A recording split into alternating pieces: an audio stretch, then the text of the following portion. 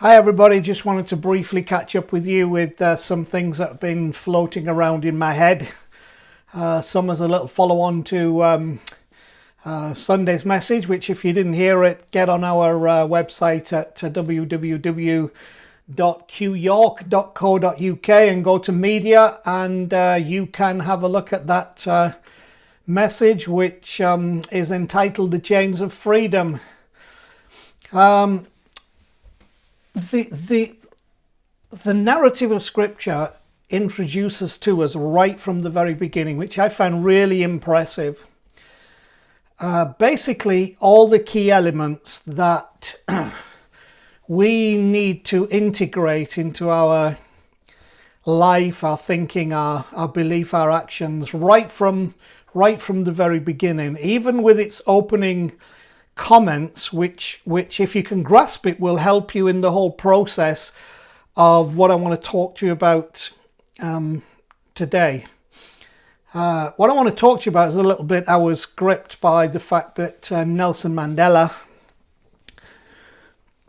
entitled his book about his journey politically in South Africa over apartheid and his 27 years imprisonment in Robben Island to his freedom, and of course his ascending to the presidency of South Africa. He called the book The Long Walk to Freedom.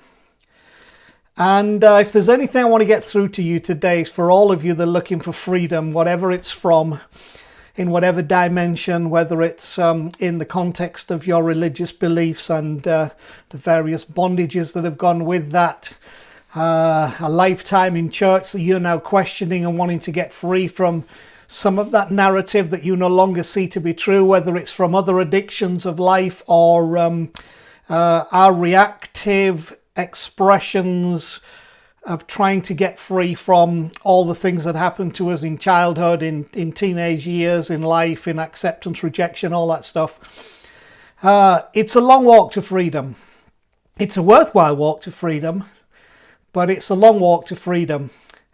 And the reason I mentioned the wisdom that's dropped in right at the beginning of the Bible in the narrative is because it really starts out by trying to get us to understand that it's in, through, and out of chaos that creation comes.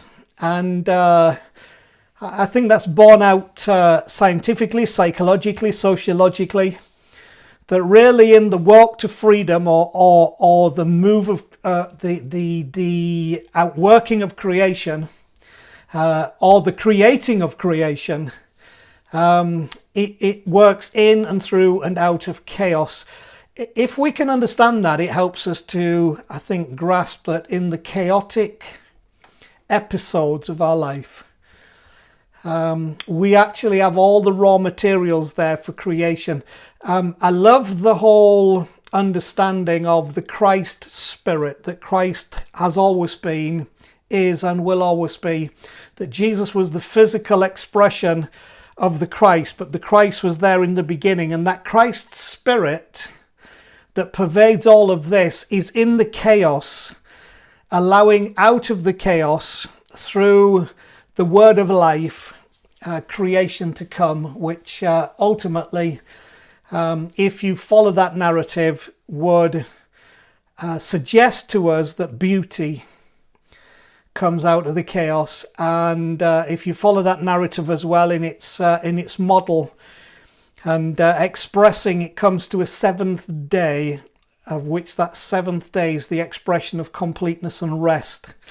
And ultimately in life, I pray for you and for all of us that we grasp that we are supposed to and are meant to and are created and experience creation for the purpose of ultimately coming to peace and coming to rest, knowing that it's all working and that actually it's working in our favor.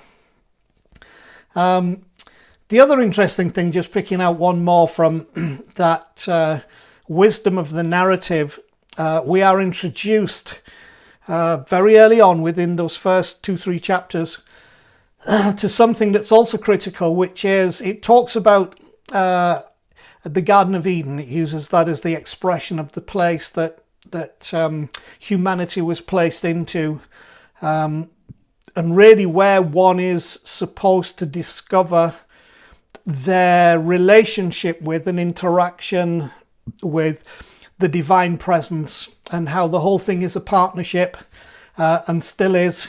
God present with us, in us, for us. Of course, in there comes that story of the two trees, the tree of life, of which they're told you can eat as much as you wish from the tree of life, and another tree, the tree of the knowledge of good and evil. Now, what those trees represent is interesting, because they really address right from the very beginning where we can resolve our issues and where we can compound our issues. We resolve our issues in the journey to devour life, understand life, grasp life, and in the words of Bishop Spong, to love, to live fully and love wastefully. We get to grips with that by trying to get to grips with what this thing called life is. Now, I find it interesting that it says it's the tree of life, but life is not defined.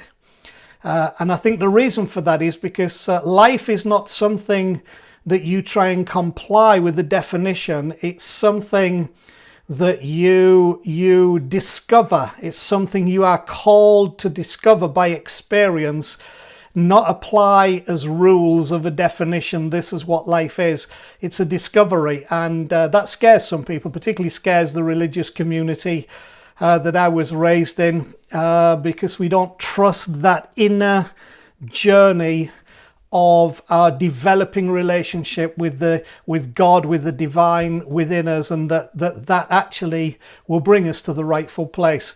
The other one, the tree of the knowledge of good and evil, of course, is really pointing us in the direction, because the words were that don't eat from this tree, because the day you eat of it, you will die. So the way to death is in that tree. Okay, the way to life is in the other tree, but we're not told what that is. And, that's a discussion all around that. We could build a whole talk around that. But this other tree, it really tells us what the direction towards a death, and I don't mean just physically dying, I mean the death thing in life, death in anything, corruption, decay, is in the whole arena of right and wrong and good and evil. The tree of the knowledge of good and evil, the tree of knowing good and evil. I find it also fascinating. I thank my wife for this thought many years ago, that it's not just the knowledge of evil, it's the knowledge of good as well. And what people didn't realize, as particularly as the place I've grown in of Christianity did not realize, didn't understand, and didn't grasp, was that there is no distinction between the two. It's the knowledge of good and evil, and an incessant need to know and make rules around what is believed to be good, some moralistic code, is just as destructive as knowing and having insight into what is considered as evil, because both of them actually take us to the same place with a different look. One doesn't look very good, but it's not good, and it's not good. One might look pretty good, but it's no better, because both of them bring people into bondage and addiction of one kind or another, and dependency, and they take us away from life, not into life. And of course we have a couple of words we've been looking at in the context of that this whole thing of right and wrong and good and evil is what we call dualistic thinking, or I've used the word binary thinking, which is a word many of you will understand. It's where you only have two things involved, and of course binary or dualistic thinking is all based on an argument: right and wrong, good and evil, in, out, saved, unsaved. It's all one of comparative divisions on which one takes a side, or in which one engages an argument. And it lacks something. What it lacks, we've talked about, is spirit. We talked about 3 legs of a stool. It's like a 2-legged stool. If you only approach life from the process of right and wrong, it's like trying to sit on a 2-legged stool. You need spirit in there, and I'm not going to go all into what spirit is, but you need that spirit. You need that Christ spirit. You need that Holy Spirit, that whole spirit within you to bring the wholeness out of you, get you out of that binary thinking, get beyond the mind, okay? Get beyond the mind into the place where something else can begin to flow that will actually bring you to that place of that first tree, which is the one of life. Our Jenny said on Sunday about the 3 dimensions. Isn't it interesting that the 2-dimensional perspective is flat? It has no depth. You can't see into it, beyond it, through it. But a 3-dimensional context has depth. So if we only live by that right and wrong, good and evil, we tend to see the world through a very 2-dimensional perspective. We don't see any depth. We don't see truth behind manifestation. We only see what we see, and we don't see the beyond and the depth. Where actually that's where the real healing and creation process lies. And again, the wisdom of this beginning talks about spirit being present in that chaos. That 3rd leg of the stool, that Trinity, that 3-dimensional thing. And I quoted something from Eckhart Tolle on Sunday, which I think is great in that context. He says, all things that truly matter, beauty, love, faith, hope, and inner peace, arise from beyond the mind. All freedom as well comes from beyond the mind. And I pray that you will find that. So, I wanted to just pull one thought through from Sunday, just briefly to make comment on it. I said this: surviving freedom may be a greater challenge than surviving slavery. And it's true.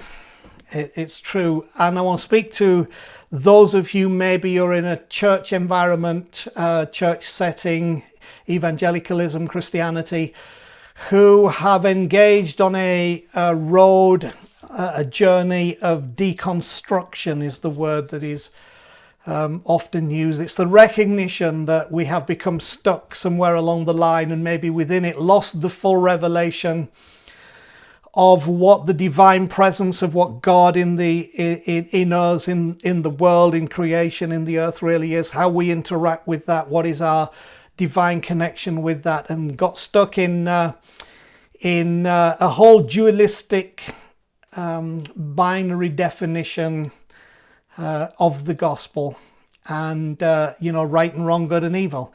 And we're trying to free you from that. Where spirit comes in, we get a different view even of who we thought God was. And I've said many times before, one of the things that shifted me was I realized that if the gospel is what we said the gospel was, it's a beautiful message, but if the gods are angry, the gods must be appeased, which really is that story about the God of the Bible. And Jesus is the appeasing one. And if you're rewarded for doing good and punished for doing bad, which was the whole holiness and whatever thing, then there's no difference in that gospel to any other pagan religion that's ever existed during the whole history of humanity. I could point you to Zeus and anybody else and relate that same story. So I began to think, if what God represents, the gods are angry, the gods must be appeased, you'll be rewarded for doing good, you'll be punished for doing bad. If that was the model, then this God, this Christian God who was supposed to be so different, was actually no different whatsoever. It's just the picture was coloured in differently. And again, I know that's a longer conversation, but it is one that's important. And I say that because some of you are listening to me and who are following us are on that deconstruction journey. And I would say that in that, as you discover new freedoms, surviving freedom may be a greater challenge than surviving slavery. Now, I would also say that to everybody, because we all have been slaves to something or are slaves to something. Whether we call them addictions or compulsions or reactions or wounds or past hurts. You would put all those nice names on them. At the end of the day, one name covers it all: slavery, bondage. And it's as I told you, Mandela says, it was a long walk to freedom. The reason being that surviving freedom is a greater challenge than surviving slavery. Why I say it's a greater challenge is because the one thing about slavery is we build a model of consistency where we find security in the unchanging nature of the thing that we are addressing and fighting. So we find security in things not changing. When things begin to change or have to change or change radically, or we have to challenge them to change, or we have to walk out of that prison, the challenges of that are pretty huge, because now all of a sudden, all the things that we were familiar with in our bondage, in our slavery, in our addiction, in our compulsion, in our wounds, we're so familiar with those and how they work. We build a kind of security in them. And it actually, if somebody wants to set us free, it makes us long for them. So some of you would say, I don't like learning. Why? Because it will make you have to go on a journey of freedom that takes you away from the secure space that you wouldn't call secure space. You would call it, horrible, my terrible life, my terrible past, the things that have gone on. And, I now don't like authority. I don't like men. I don't like women. I don't like whatever you don't like. I don't like church, whatever. All these are the security blankets because we're actually afraid of what freedom might mean for us. And again, in this wisdom of Bible narrative that covers so many of these issues that we face, and should not be over, I would say, religiousized rather than spiritualized, because there is a tremendous spiritual context to it. But we're introduced along this path to the story of a nation who found themselves in a place of slavery and bondage, and it went on for a very long time. What's interesting is how they got into that place, and I'm talking about the children of Israel in slavery in Egypt, probably during the time of Ramesses. I don't know. Some would say there's no history to support it. I don't know. All I know is the story is brilliant for helping us understand how slavery happens and what happens when we're freed from slavery, and the steps we need to take. How they got into that place was not because some foreign army came and ran them and slapped them in chains and took them to a foreign land.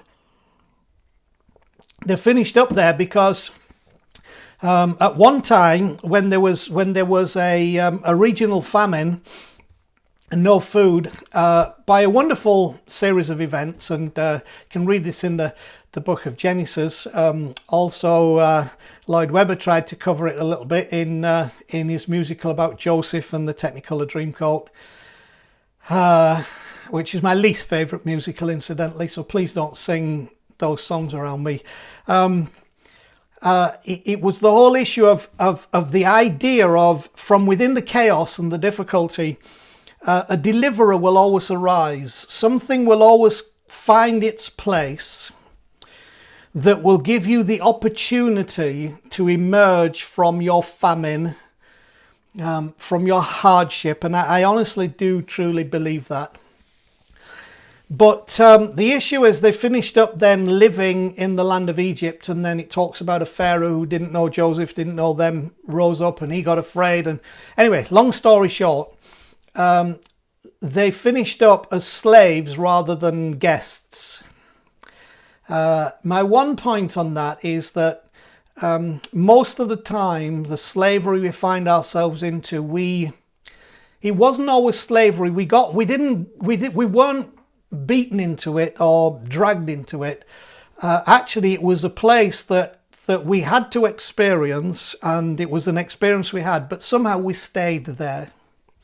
Somehow we never moved on with the journey of life. Somehow we didn't do the next thing. Somehow we felt secure and took comfort. Even when there was hardship, we take comfort in the hardship because we'd rather have the security than the challenge of freedom. And so these guys finished up, they'd stayed too long. Now, I don't want anybody who comes to Q to think that is an indicator that you should think that you've stayed too long at Q. That's not the interpretation. Behave, be good, need you, want you. I'm really talking about in heart. Now, for some people, that might be the case, and I do accept that. But for the majority of us, it's a principle that says in our life's journey, in what happens to us, sometimes a place can be a place of comfort, but because it's comfort and we find security, we don't move on from that place. And ultimately, it becomes a prison, and we come under oppression, and we begin to despise and hate sometimes the very thing that should have been to us continuation of blessing. So, of course, that leads us then into the other story in Genesis, which is how those people were freed from that slavery, which again, take this very, the symbolism of this is fantastic. And of course, you can read it in the book of Genesis, or you can watch the movie Prince of Egypt, which is reasonable, but depends where you're at with all that. But it's the story of Moses and the children of Israel getting out of Egypt. And what I wanted to really get over to you about that was that you would think that after this 430-year period of oppression, of bondage, of segregation, of what's the word I'm looking for, of racial oppression, all that kind of stuff. You know, I'm searching for words here. You get the idea of what I'm saying. 430 years of all this cruel stuff, this stuff that it had become, what life had become, okay? Because they stayed, what life had become because they didn't move on. When they could have moved on, but didn't move on. You get all of this, and you would think then that when a deliverance comes, an opportunity for freedom, that their delight would be so great that their application to the process would be actually absolutely off the scale. And kind of initially it was, and with all of us, when we're faced with, hey, you know, this addiction, this compulsion, these wounds, this my life, what my life has been, where I'm stuck, how I get free from slavery, you know, religiously, socially, whatever, this excitement of, I could be free from this, brilliant. But then what the story unfolds is that as they came out of that bondage and slavery, of which they knew how life would go, they knew how it would work, they knew how it would manifest itself, they knew where to find what they needed to find. Even though it was hard, they could survive within that. Once that was not there, it's like suddenly freedom became a bigger problem than slavery. And so you have this story of them consistently complaining and whinging and moaning, and they don't like the leader, and they don't like the leadership, and they haven't got water, and where's the bread, and what about the food, and what about blah blah blah blah blah. And of course constructing their own religion in there's a story in there about them building a golden calf with all their earrings and stuff. Why?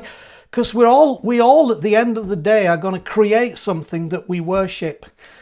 Even if it's stupid and others say, well, that's not a God, we create something that we can gather around. And I'm trying to get that through to you, that we all revert to some kind of religious model, and we struggle with the freedom of suddenly being out in wide open spaces because all the securities we knew from our slavery and bondage are now gone. And for those of you deconstructing, that's a horrible feeling, because you begin to realize how much security we had in the threat of hell and the judgment of God, and maybe we'll be rewarded, and so we were, you're praying and fasting and you got to be holy and all this stuff. What that says about God is very troublesome to me. Anyway, what I'm trying to get through to you today is that this whole story was an expression of how difficult it is surviving freedom, because we don't have the security of the security that we experience when we're in slavery. So they've got this weird thing that goes on in us, that we actually prefer slavery and bondage, and a message of slavery and bondage in some way than the other, because once we're free, it poses a whole new set of challenges. And so the interesting thing is, this narrative shows us a whole people who finished up, in essence, walking around in circles in a desert. That's what I'm trying to free you from. If you'll just engage with an open spirit that will grasp life and will look for creation out of chaos, and will not bow to the call of the bondages and addictions and compulsions and hurts and pains that we have to pull us back to the place that we think is safe, but actually it's like your prison's safe. A prison cell keeps you safe from the world, but it's the end of the day, it's a prison cell, not much life and experience. Get out into the open places.